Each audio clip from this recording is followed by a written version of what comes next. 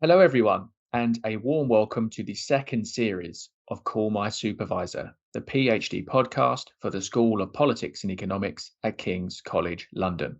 We're delighted to say that after a hugely enjoyable first series last year, the school has let us do it all over again. And once again this year, we'll be speaking to doctoral candidates from one of our departments to pick their brains about all things PhD, from their research and ideas to their revelations and advice. So, for those of you who are new, my name is Daniel Mansfield, and I am the Communications Officer for the School of Politics and Economics. And I'm pleased to introduce you to my co host for this episode, Cameron Mitchell Bell, an undergraduate studying with the Department of Political Economy here at King's. Hi, Cameron. Hello, it's great to be here and great to have you here with us, Daniel. Good stuff. And with that, it's my pleasure to introduce our guest for this episode, Daniel Alves, a doctoral candidate studying with the Department of Political Economy. Welcome, Daniel. Thank you very much, everyone. It's a great pleasure to be here. Perfect. So with that, we're going to make a start, and I will hand over to Cameron for the first question. Thank you very much. It's great to have you with us here today, Daniel. Could you please just introduce yourself and the title of your research and what it's all about? Yeah, I'm a PhD candidate in political economy. I started the program in January 2020. I'm originally from Brazil, and I moved to the UK about 7 years ago. The title of my thesis is Essays on the Politics of Equity Enhancing Reforms in Brazil. My theme is the politics of inequality and social welfare. And I select Brazil as a crucial case study because in recent decades, the country has seen a significant decline in poverty and inequality levels. At the same time that many of what I call equity enhancing reforms were being formulated and approved in Congress. More specifically, my thesis is formed by three separate papers. And in each of them, I study the politics behind the processes that culminated with the success of six different equalizing initiatives in four policy areas. They are a macroeconomic stabilization plan. That means the plan that brought hyperinflation to an end. Conditional cash transfer programs, minimum wage raises, and also education reforms. Overall, these policies cover the years from 1993 to 2011. So, what was it about this subject that interests you in particular?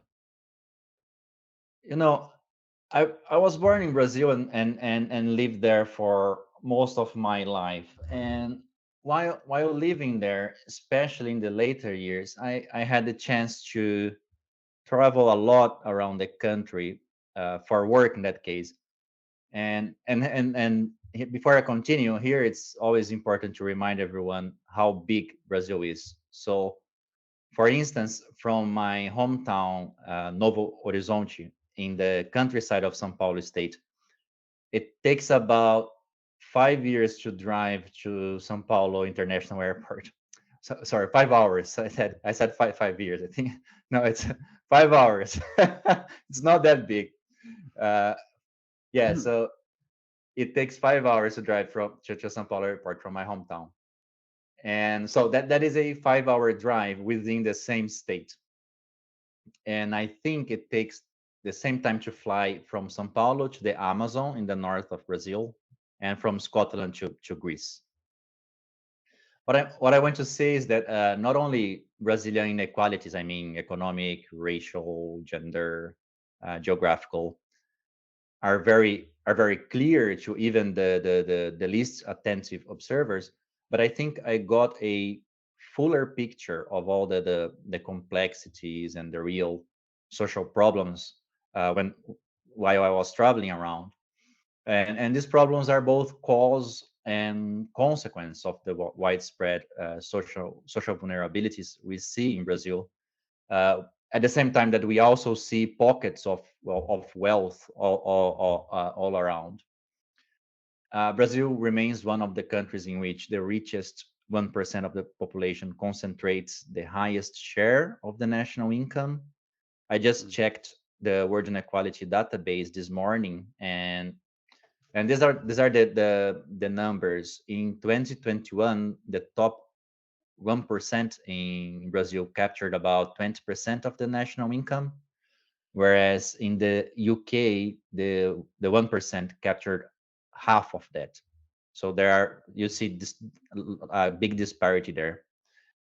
And of course, for all the deep socioeconomic problems that Brazil faces, for sure, some progress has been made in the past decades. So I hope I can improve our understanding of what went well, so that maybe my research can help those working on what's still to be done. It's absolutely amazing that you can be so passionate about a subject that you clearly have first-hand experience with. So, can I ask you a little bit more about the work that you've been doing? So, in terms of your methodology, your travels, the data that you've been using, can you tell me a bit more about your first-hand experience with that as well? So I'm a qualitative researcher, which means that I'm more interested in how questions. I work with a smaller number of cases, thick descriptions, and in terms of causality, my approach is more about uncovering whether X is a cause of Y than whether Y is an effect of X. In other words, my work concentrates on the causes of effects, not the effects of causes, if that makes sense. So we are very confident that the policies I studied, the policies I selected for my research, that they did have an equity enhancing effect in Brazil. So in my research, I tried to describe how political actors behaved when these policies were being formulated and scrutinized by Congress, as a way of finding out what would be the mechanisms that enabled these policies' success, and of course whether the behavior of the political party, the political actors, conforms to theoretical expectations. I gathered a lot of qualitative data to construct the descriptions of the policy processes. These were Congress daily registers about the plenary sessions when those policies were being discussed and voted on. I also used archives of newspapers. I consulted a lot of history-based secondary sources. And for my third paper specifically, I also interviewed 17 what I call privileged observers of Brazil's policy process. I carried out these interviews in Brazil while I was a visiting doctoral researcher in a research institute in São Paulo. I guess the question that immediately comes to mind is, what do you think the implications of your research are in terms of policies or in terms of future research? What do you think could happen as a result of what you're saying here today?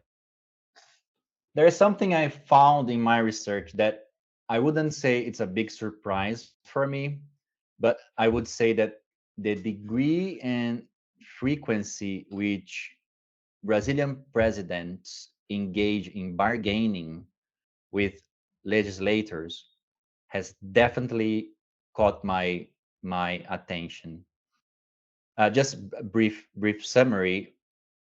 The Brazil's political system is a multi-party one, so the president will never have a majority in Congress. Actually, the president tends to be very minoritarian. Usually, the president will have less than 20% of the seats in Congress, or the party of the president will have less than 20% of the seats in Congress.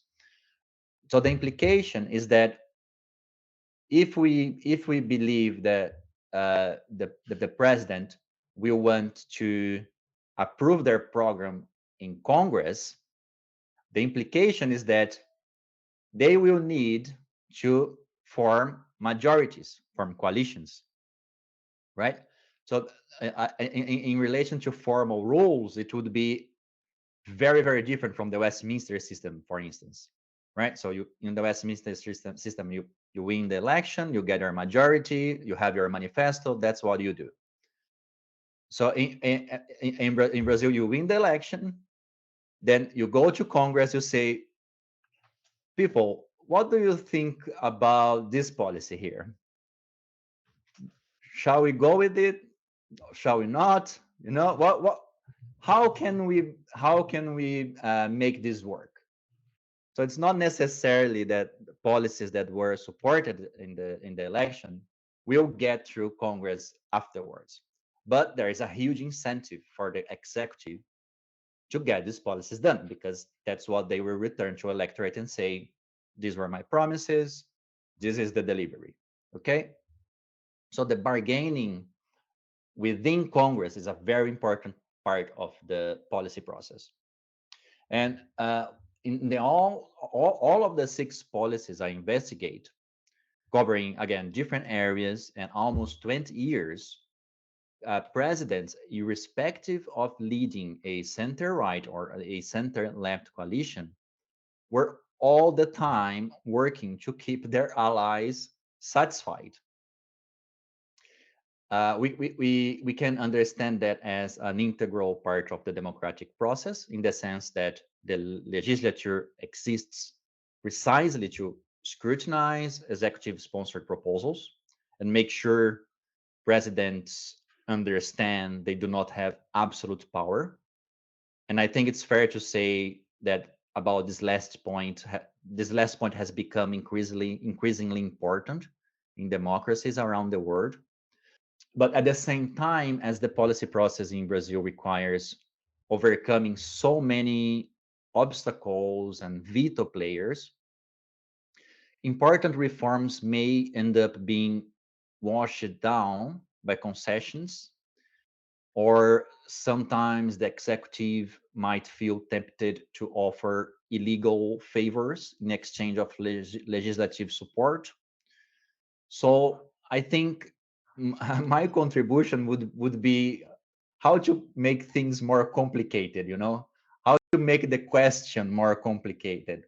So I think one wonders whether there could be ways to improve what is not working satisfactorily without giving away the features of the system that are indeed working reasonably well. So all in all, what I have found is that getting good policies over the line is an extremely challenging task in Brazil, and I imagine in other countries too. Absolutely. I mean, I think we all can relate to that. It's a very difficult challenge. And how far along are you with regards to the whole process of doing your doctoral dissertation? How long do you think you have left? I'm in my last year, and I have until April to submit my thesis. I'm currently working in the last paper of the thesis, but of course I still have to make edits and adjustments in the first 2 papers. That's amazing. It's not long left. And have you found any challenges or anything in particular that's got you to be stuck or that you've had to overcome during your process? Yeah, that's a great question. I think it's natural that we will start the PhD program very excited with, you know, being accepted, and start working on something usually that we are very passionate about. But at the same time, the PhD program is there for you to learn how to carry out research, and learning methods, methodology, learning that actually you don't really know much about your topic, or you don't know much about how to get your topic or your research to contribute with academic literature. These are all challenge situations that you cannot anticipate in a way that you would be prepared for it, you know. So I think in my case, I started with a very good idea about the socioeconomic problems that I wanted to explore in my research, but it still took me a lot of time to understand that I could only make a particular contribution to better understand a particular problem in a particular context, and that would be like a small contribution to maybe like a more extensive body of academic work. So on one side, you need to balance the excitement of advancing your research and some sort of frustration that your research to some degree never ends. No, you make one step one day, a second step the other day, but actually you are building a research agenda. It's not that your PhD work will actually make a huge contribution. Is that you are being trained to start a process in which at some point we will be able to make a great contribution, but mostly we are not there yet. Okay, Daniel. You mentioned that you started your study in '93. Is that right? You've picked '93 as the start point. Is that right? Yes. Why did you start there? Yeah, so that has to do with the contemporary political history of Brazil. So Brazil redemocratized in 1985 after 21 years of military dictatorship, and 1993 was the year when the first stabilization macroeconomic stabilization plan succeeded, when we had the end of hyperinflation. So between, let's say, the late 1970s and the early 1990s, hyperinflation was maybe the major socioeconomic problem in Brazil. So you can imagine, in nowadays we talk a lot about the cost of living crisis in Western Europe and the US. That's of course a huge problem, and we are talking about maybe 2 digits inflation per year in some countries.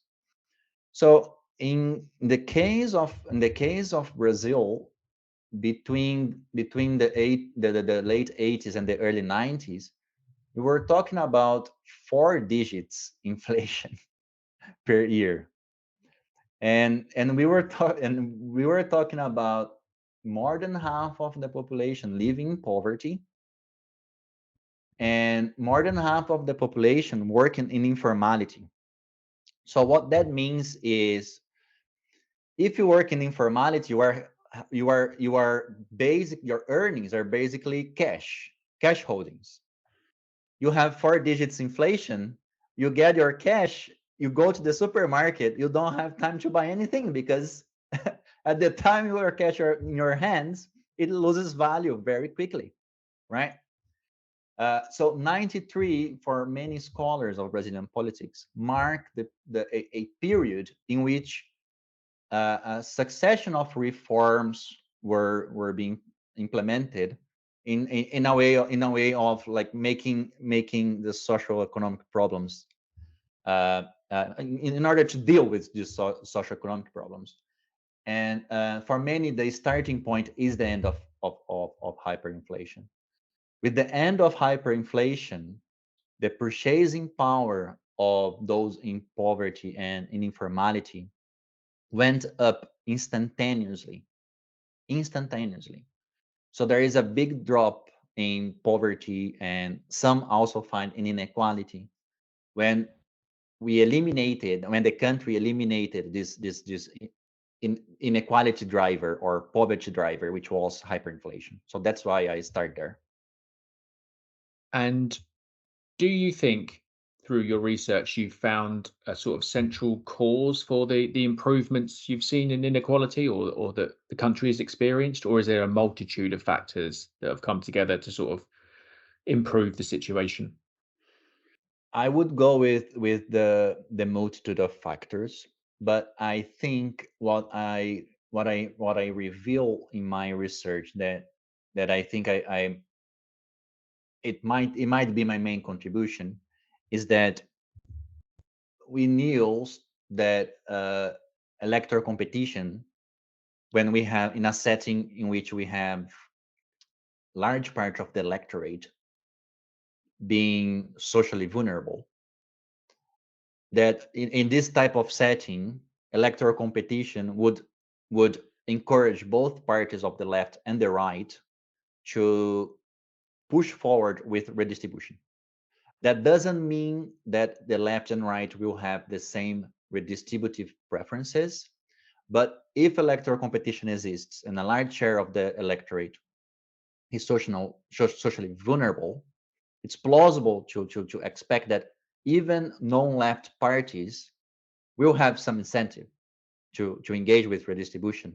And that means that in that scenario, right-wing parties may acquiesce to more redistribution if they see that more redistribution would be winning in an electoral sense. Okay, so I do find a lot of confirmation in my policies for this cause, the electoral competition cause. But I think this was to a great extent already there. What I think I find that is new is bringing the policy process, the theory of policy processes in multi-party systems that also was already there, to look at equity enhancing reforms. I think that's something that is still original. So as I said before, the main thing is that I think the bargaining and the president using different tools to form and manage majoritarian coalitions in Congress, it's not only present in theory or in the theory of policymaking in general. It's very present in the very policies that actually contributed to the decrease in poverty and inequality levels. So I document this in great detail.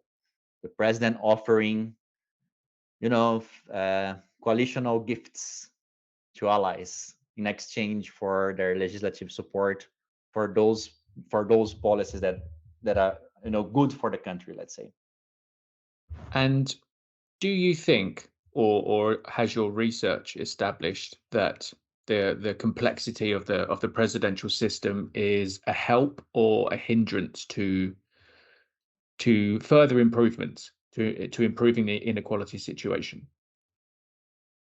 I don't think, or I wouldn't say, I might be wrong, but I wouldn't say that a country being presidential, parliamentary, republic, or constitutional monarchy would make a big difference for inequality outcome.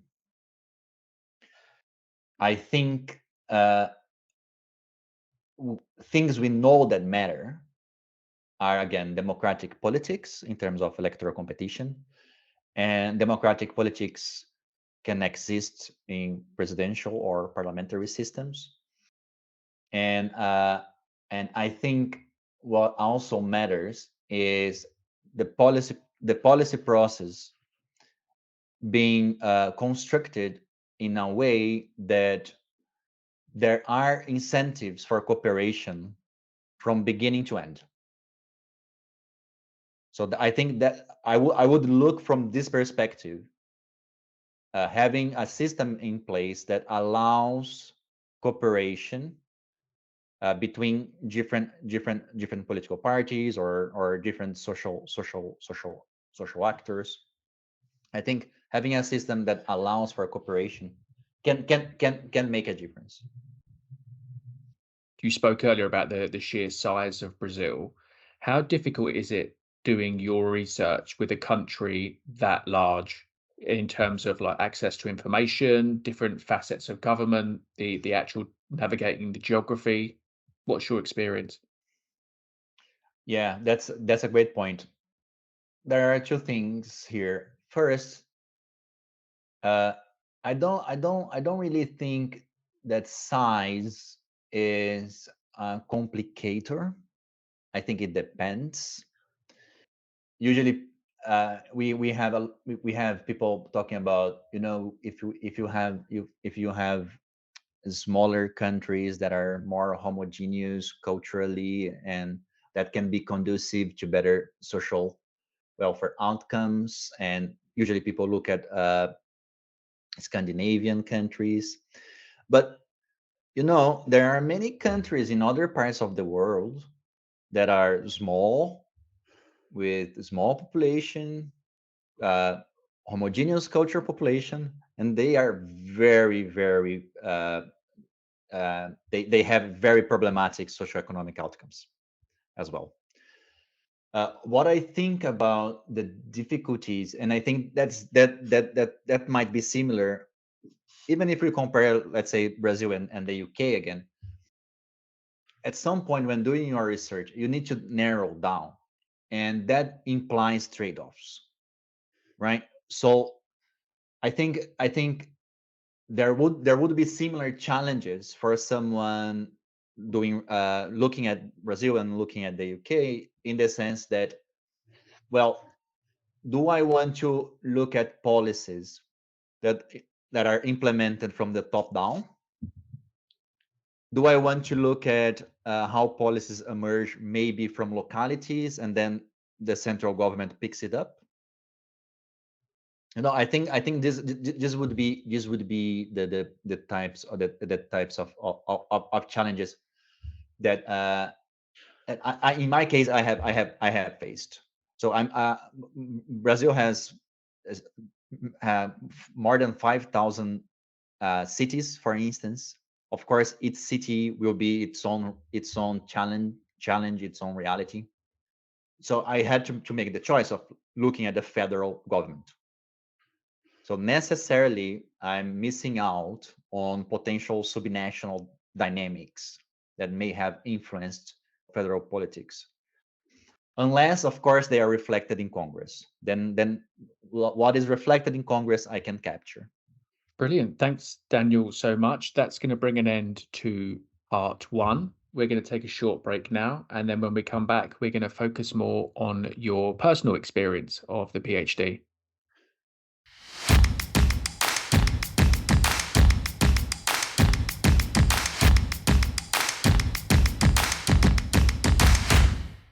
Hello and happy November, everyone. Welcome to the middle segment of the Call My Supervisor podcast. This round is called Thesis Thunder, where we aim to explore the most exciting and groundbreaking doctoral dissertations in politics and economics. I'm here with my amazing co-host Clara, and we're here with some fascinating works of intelligentsia from our domain. Today, I brought with me an insightful PhD dissertation by Casey Kearney, which delves into the complexities of global financial markets. Kearney's work brilliantly captures the dual nature of these markets. So it brings about growth and cooperation, but also carries with it a lot of risks. So let's start with the first chapter. It provides a fascinating analysis regarding how global capital markets respond to political events such as elections, partisanship, and changes in leadership. Kearney uses data spanning from 1987 to 2018 and uncovers an incredible trend. Gross foreign capital flows often come to a halt right before national elections, mainly if there's a shift in political parties. This finding is significant as it highlights the market sensitivity to policy uncertainty. Moving to the strategies that countries can employ in response to capital surges, Kearney finds that countries with independent central banks tend to tighten macroprudential regulations after experiencing a capital influx. This action is a preventative measure against potential economic shocks, a fascinating aspect of how governments react to capital flows. In the second chapter, she talks about the concept of international reserves, which are essentially a country's financial safety net. Kearney points out how trade-offs involved in accumulating these reserves. can influence a country's overall economy, especially during times of significant foreign capital inflows. The cost of holding reserves can limit monetary expansion and become politically challenging. Interestingly, Kearney observes that election timings can influence a country's reserve accumulation strategy.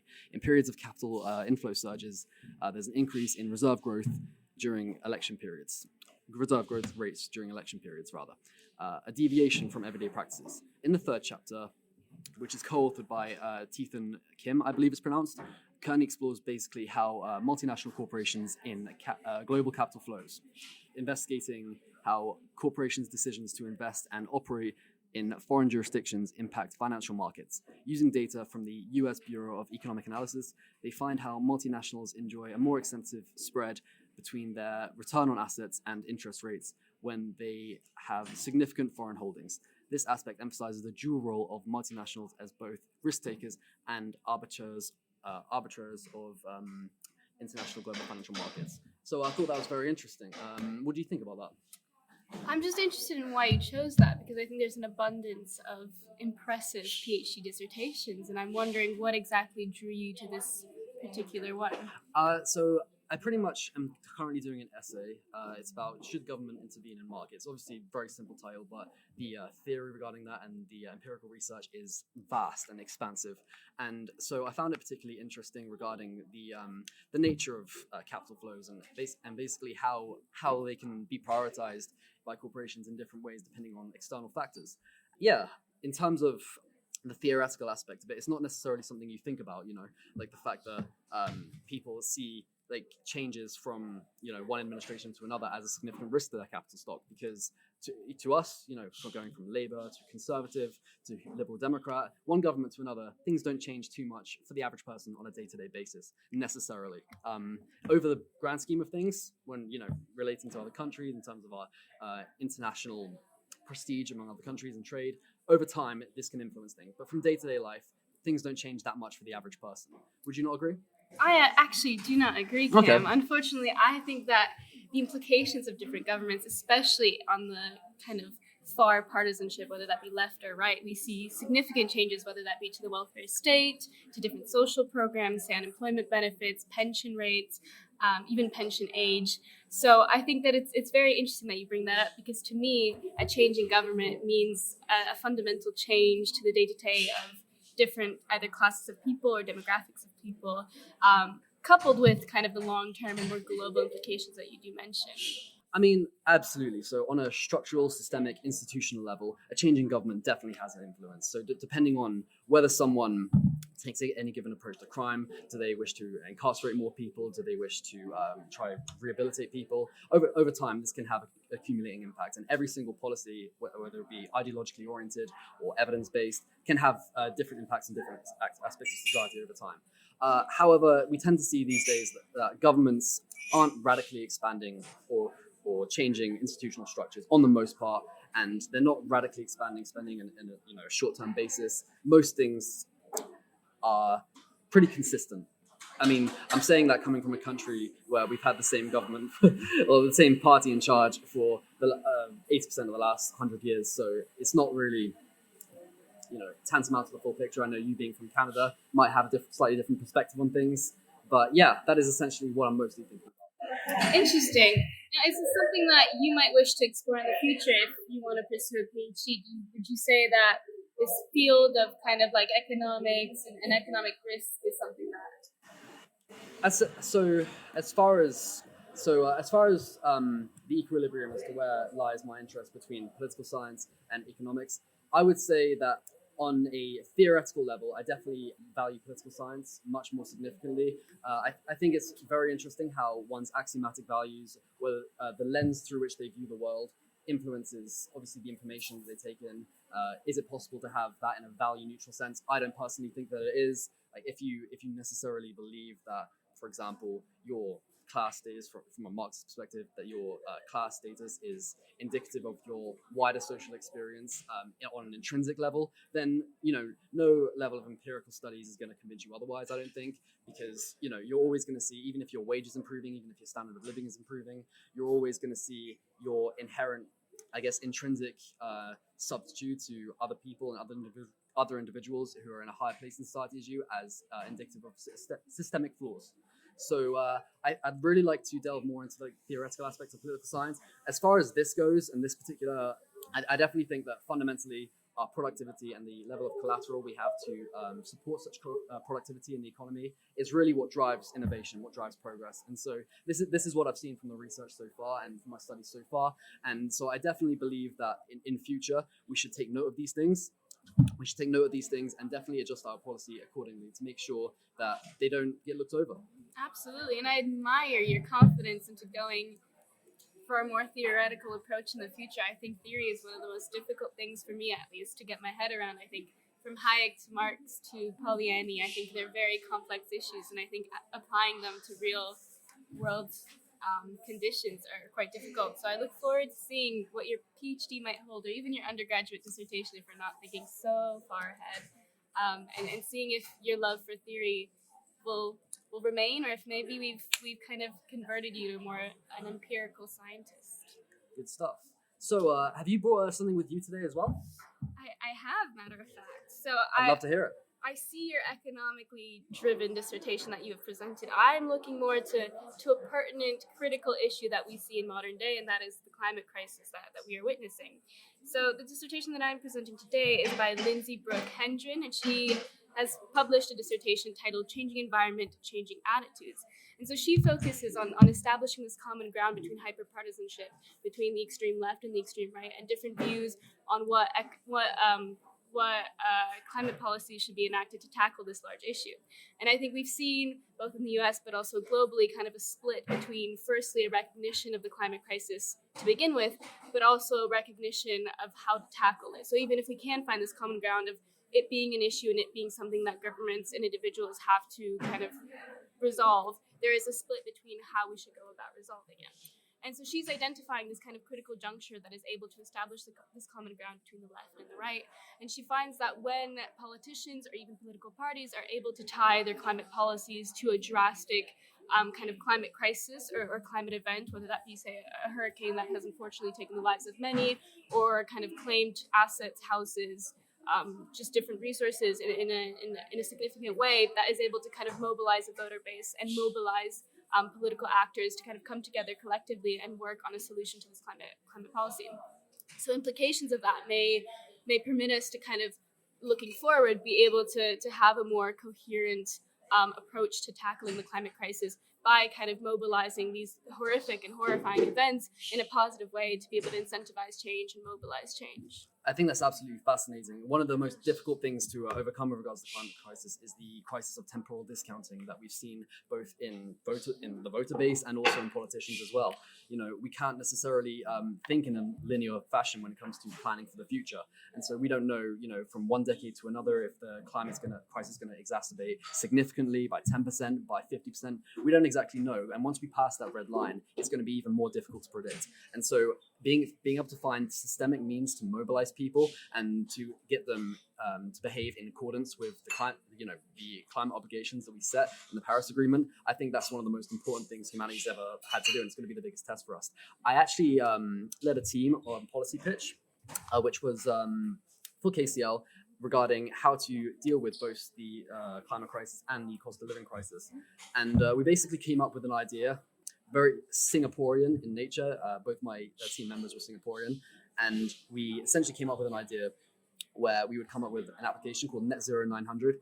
And the idea is, depending on what your current level of climate-friendly contributions are, we will basically use a regression line and come up with a mathematical score where we can give you a score between 0 and 900, where depending on how much you improve your lifestyle, i.e. do you reduce your overall emissions through your MOT results every year, do you insulate your house, do you turn down the heating once a month extra than you did before, and basically depending on the level you change your lifestyle to be more climate friendly and more in line with the COP meetings and the Paris Agreement, you will receive a score where you are paid a certain amount of money.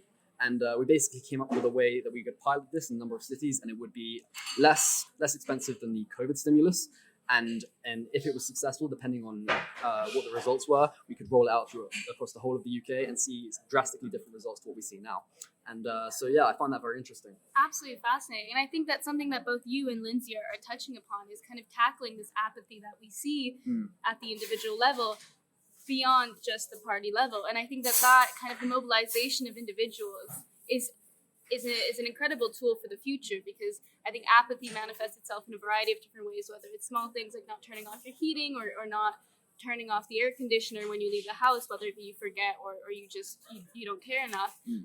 These small things accumulate, especially given that we're billions of people on this planet. If all of us, or at least even a significant fraction of us, are contributing to that's a big issue. And I think that one way that Lindsay is kind of directioning us towards dealing with this apathy is kind of having this motto of in my backyard, like acting like the fire, whether it be forest fires, is in your backyard, or that all these issues can find themselves in your own home. And I think that pointing towards these big kind of climate crises that are happening, say in the US, we've had a number of hurricanes that have kind of destroyed different buildings, different livelihoods, and so on. That is kind of putting it into perspective. And so financial compensation is one way that we can tackle this apathy, but also kind of putting it into perspective for individuals that this is actually happening to them. And the more and more we put it off, the more and more this will extend to affect more and more people directly, and not something that they need to think of abstractly, of like holes in the ozone layer or an increasing rise of sea level. Absolutely. This is fascinating, and these are some of the biggest challenges that we're going to have to deal with in the next 100 years. And depending on exactly how we deal with it will depend on how much other crises are exacerbated. For example, people take issue with migration on a political level. How much is migration going to be impacted?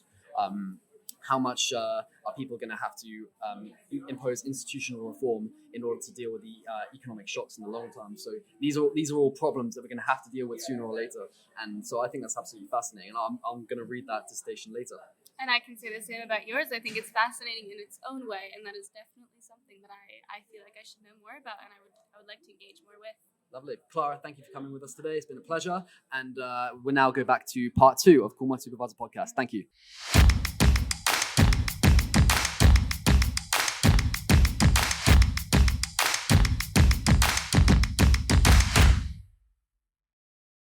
And welcome back, everyone, to the second half of the Call My Supervisor podcast. Now, in the first half, we spoke to Daniel about the specifics of his PhD research. And in this second half, we're going to focus more on his personal experience. And to kick us off, I'm going to hand back to Cameron. Hello. So welcome back. My first question is, what attracted you to take a PhD in the first place? Did you know for a long time that you wanted to do one, or was it a decision that you came across during your initial studies? Like, how did that happen?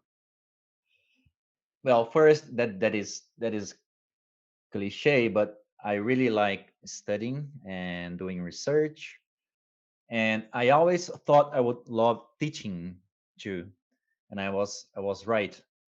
I worked as a graduate teaching assistant at King's and UCL for 3 years. I only stopped teaching this current term because my thesis submission deadline is approaching, but I hope to return to teaching very soon.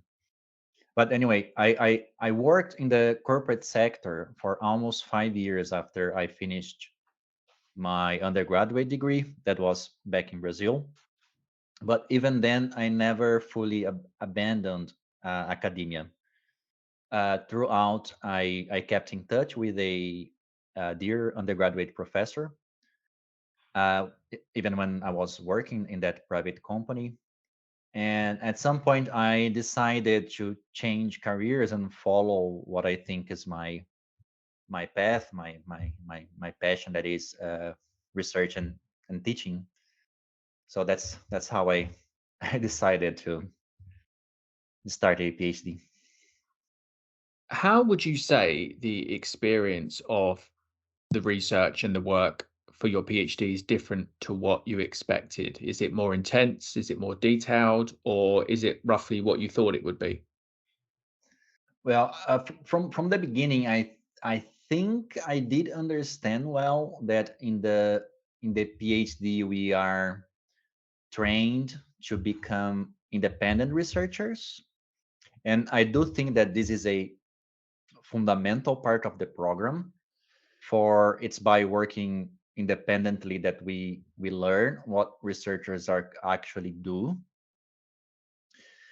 That does not mean whatsoever that in your PhD there won't be space for academic collaborations.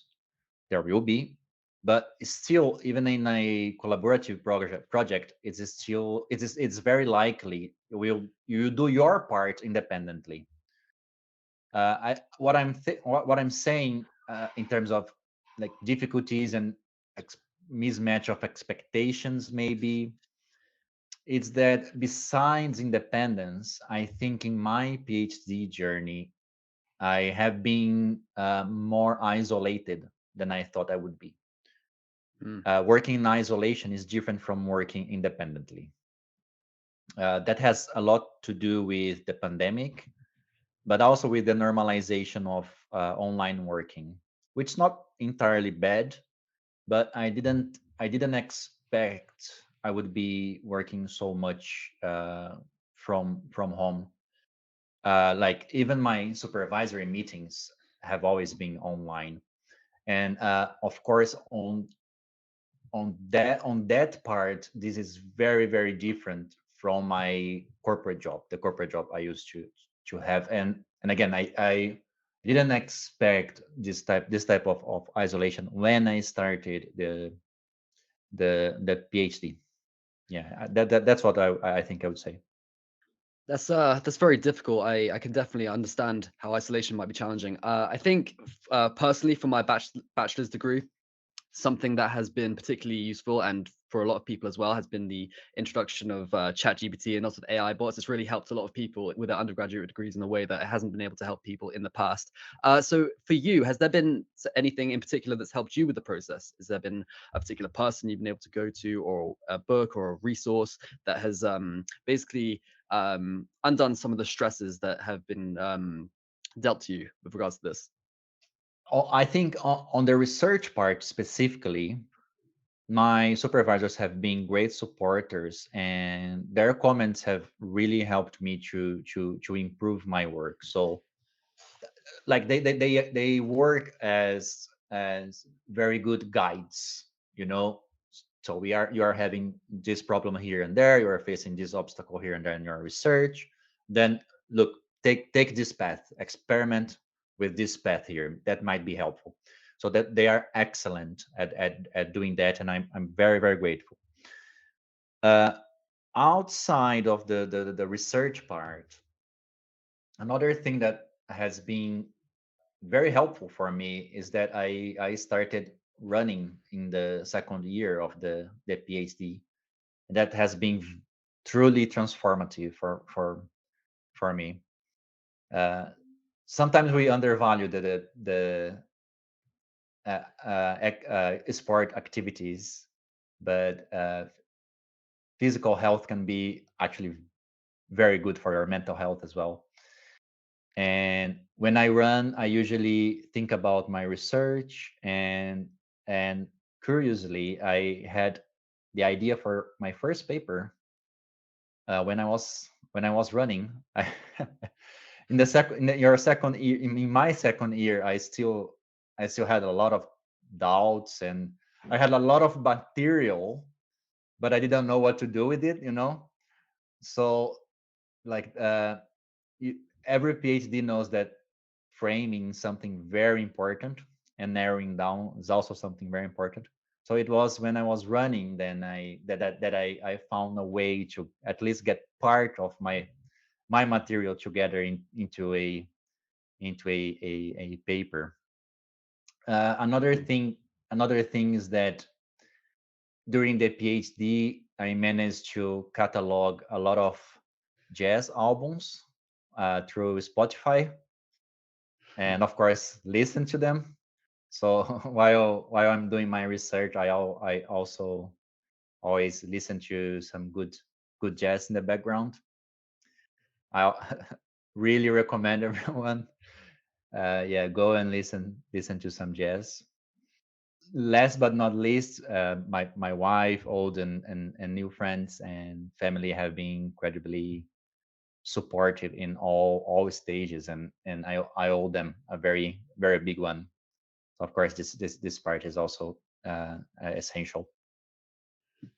Dan, you mentioned running there. What's your personal best time for a 5K? I like either the early morning. Well, early morning for me is like 8 8 a.m.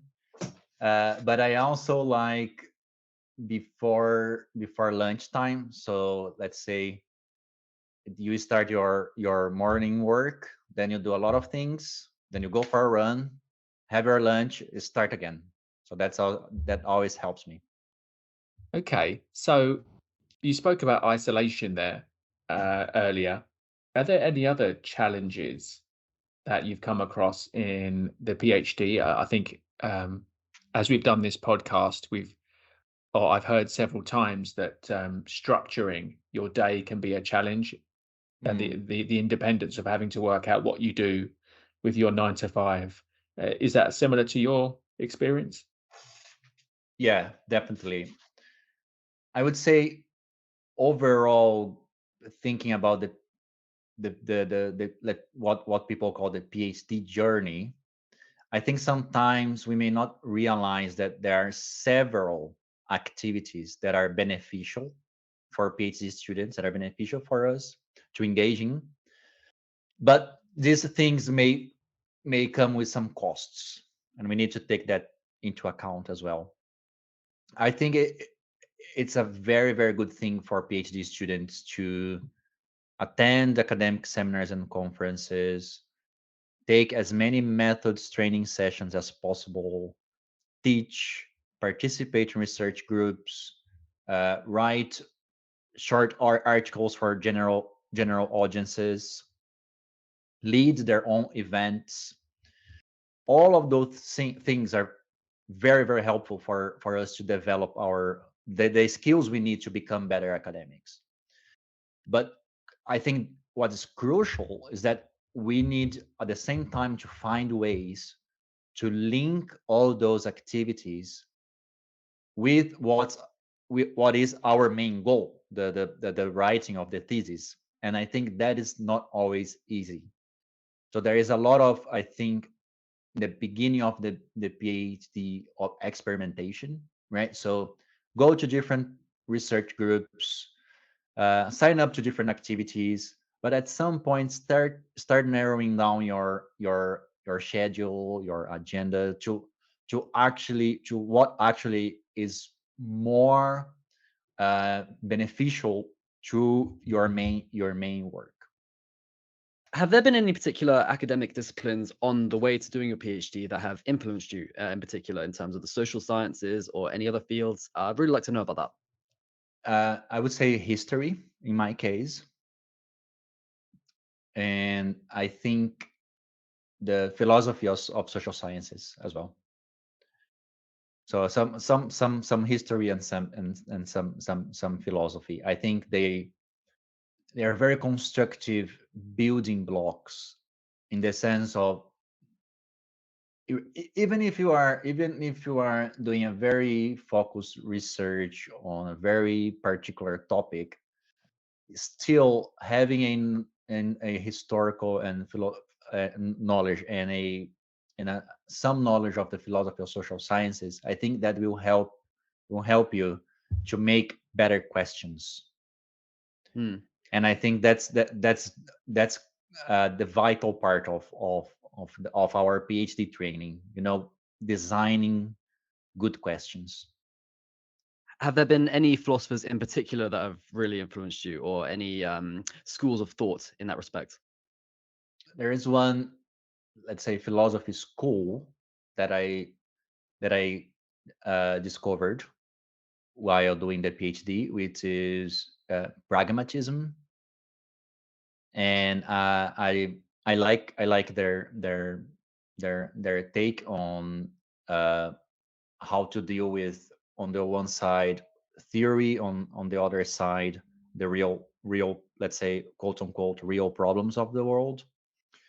uh, I also learned a lot about what is called realist approach to qualitative research, which is, I think, close to pragmatism. So I think uh, this would be the discoveries I made during my PhD process. Daniel, what advice would you give to yourself on the first day of your PhD study? Is there something that if you could go back in time and say, do this, do that, don't do this, what would you say?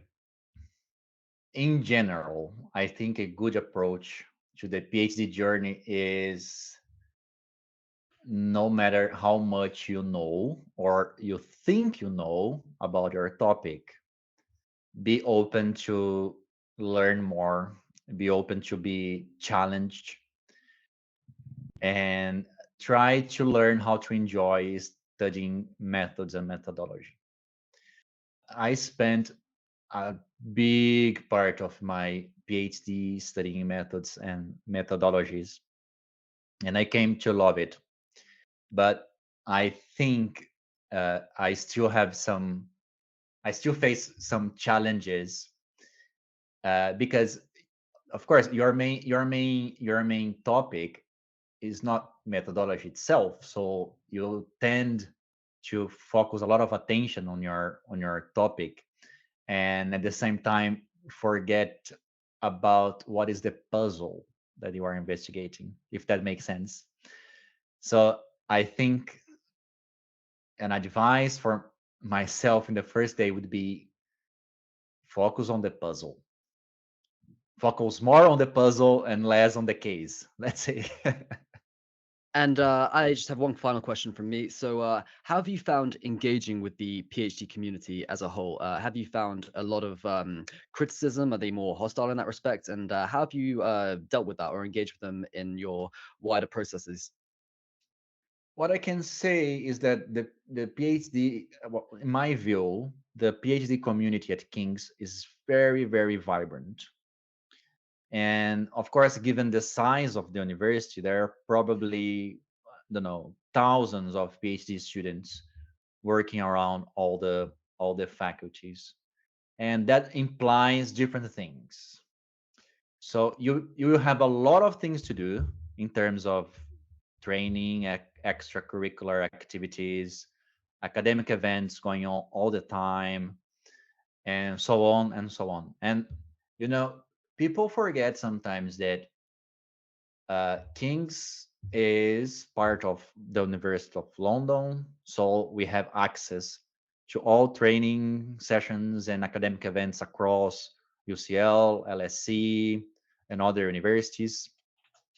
And also, you know, Cambridge and Oxford have a lot of events going on. They are 1 hour train drive from London. Uh, Manchester is not that far either. So you know, the academic world in the UK is extremely rich, right?